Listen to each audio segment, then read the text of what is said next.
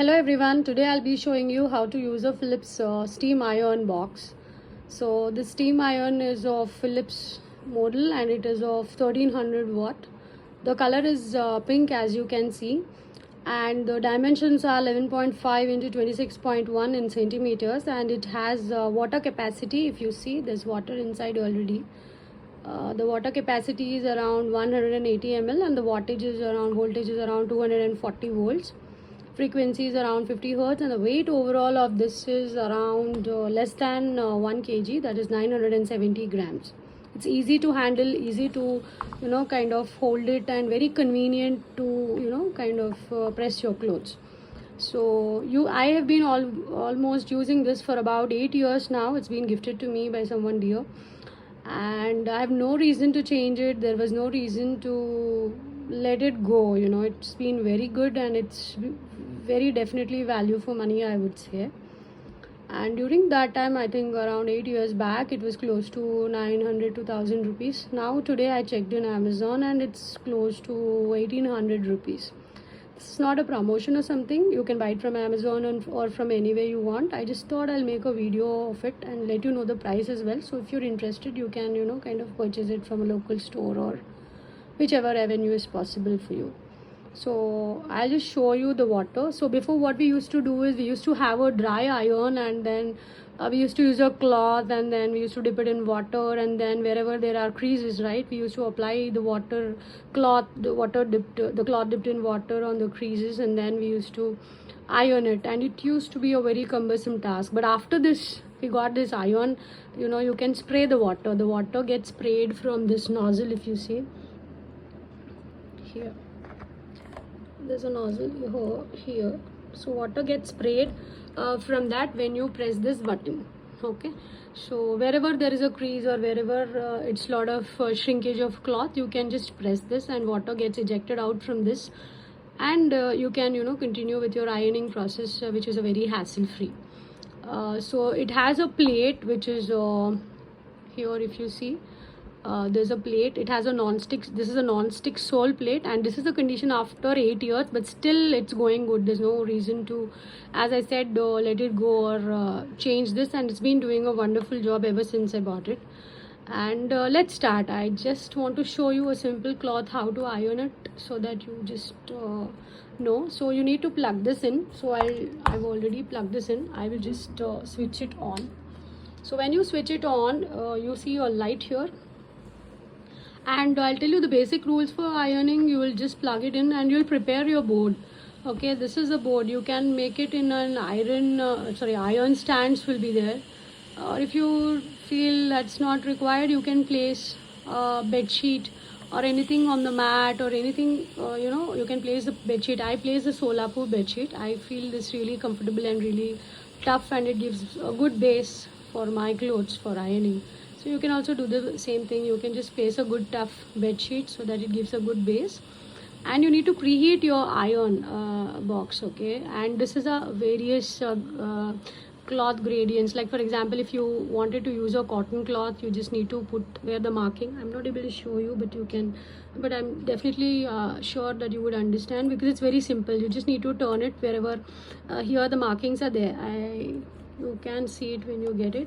So the markings are there, and just need to turn it. If your cloth is cotton, you need to turn it to cotton. If your cloth is rayon, silk, polyester, so depending upon the kind of cloth you are ironing, you need to twist it so that it matches.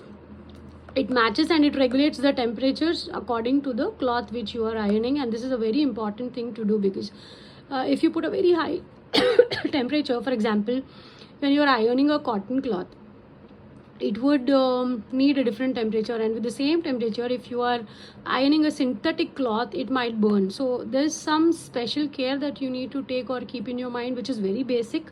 So it's very important to choose a right gradient when you are ironing the clothes.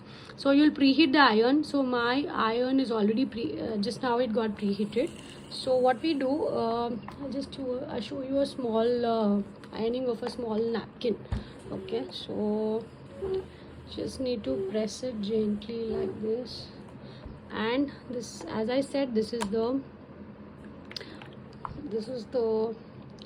flow where your water comes from. So if this is the indicator, so if this is pointing towards 0, that means it is closed. If this is pointing towards this, that means your water flow is good enough. If you want this, that means you want your water flow to be maximum.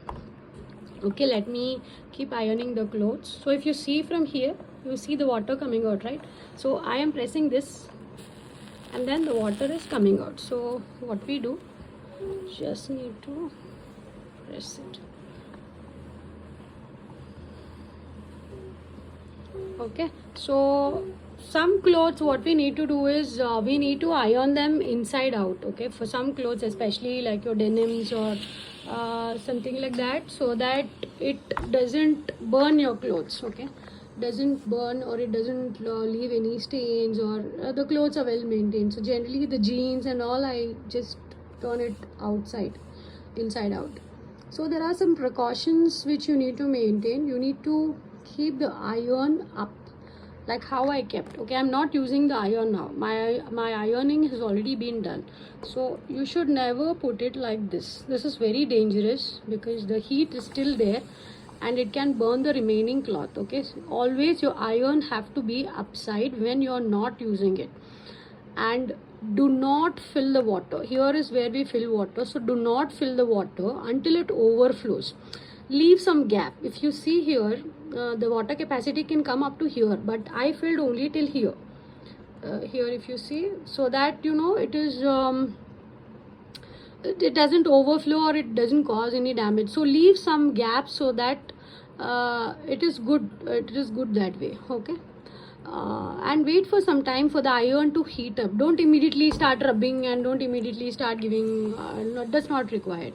So you need to just wait for some time until the iron is heated up, and switch it off immediately after use. This is basically common sense. You're not using the appliance and you need to immediately switch it off.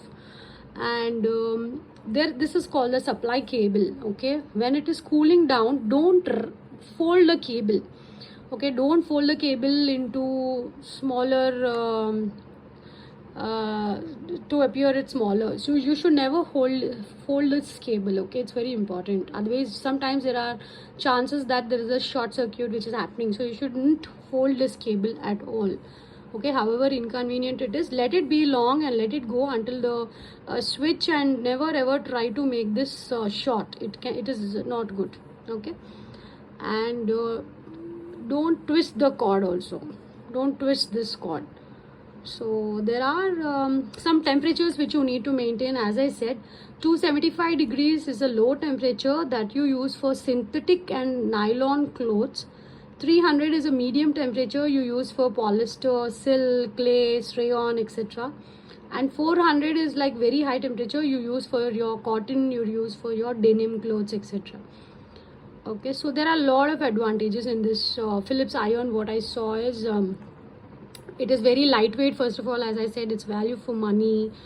And then compared to other brands, I found this brand very economical and very convenient and very good usage. And you can put water on the hard old creases, as I said. And there are some reviews which people mentioned that the cap got spoiled or the cap got broken, water was coming out, the plate, the non-stick plate got damaged and all that, but nothing has happened to me. Believe me, it's about 8 years now and it's still going good. So once I fill this water, which is a capacity of 180 ml, okay, it comes for around 2 to 3 batches of clothes, okay, for my usage. So every batch, I would say there are close to 10 clothes which are medium size. It comes for around good amount of time it comes. So depending upon the usage, you need to keep filling this water, and it's very important to refill the water once it's over.